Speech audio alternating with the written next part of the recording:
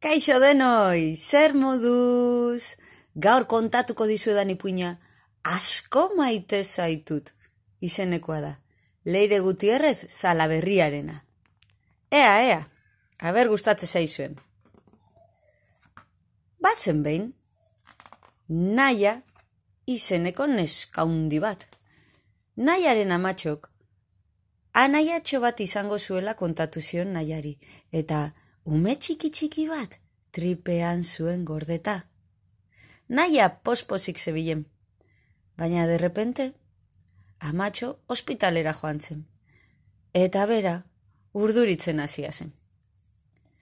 Aitatxok eskutik heldu, eta berak ezagutzen ez zuen toki batera eraman zuen.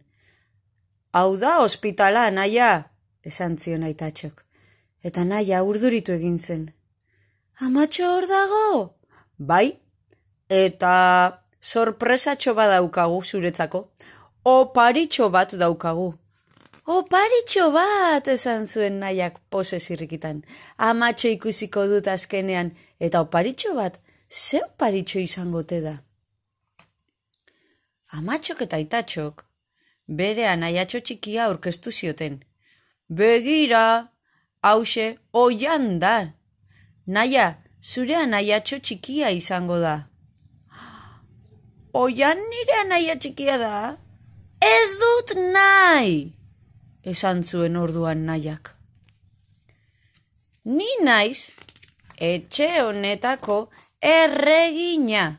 Ni naiz etxe honetako printzesa. Nik nahi dut agindu, nik nahi dut jolastu, eta nik ez dut nahi hemen ume txiki gehiagorik egotea, Ni txikia naiz oraindik, esaten zuen Naiak. Baina laster asko konturatu zen.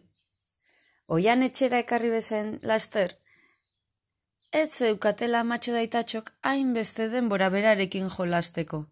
Berarekin egoteko, berarekin hitz egiteko, beti lanpetuta zebiltzan. Amatxo! Egon, pixka bat, momentu bat itxaron. Aitatxo, orain ezin dut, Naia, erantzuten zioten. Eta Naia azerretu egiten zen.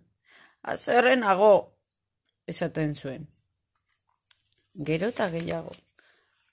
Amorratuta nago! Pentsatze zuen. Eta triste sentitzen naiz. Eta bakarrik nago.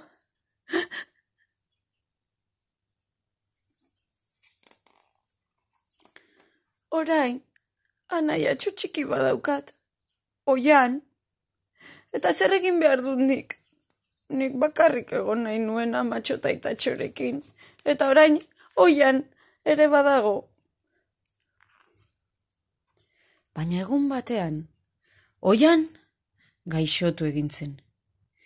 Ikaragarrizko sukarra zuen, eta amatxok ospitalera eraman zuen, sendagilearen gana. Urduri zegoen Naia.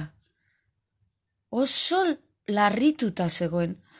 Aitatxo, nola dago oian? Aitatxo, nik oianekin egon nahi dut. Aitatxo, faltan botatzen dut oian. Aitatxo, ekarri oian. Konturatu zen, berak ere asko maite zuela oian. Ez zuela haser egon beharrik. Eta amatxori esan zion. Amatxo, ja etxera etorri zarete eta pospozik nago. Orain, utziko didazu oian zaitzen, eske ni handia naiz. Eske oian txikia da eta ni handiagoa naiz.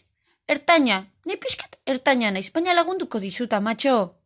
Eta amatxok, noski baietz maitia, asko maite zaitut, eta nire laguntzaia handiena zu izan beharko zara, esan zion amatxok.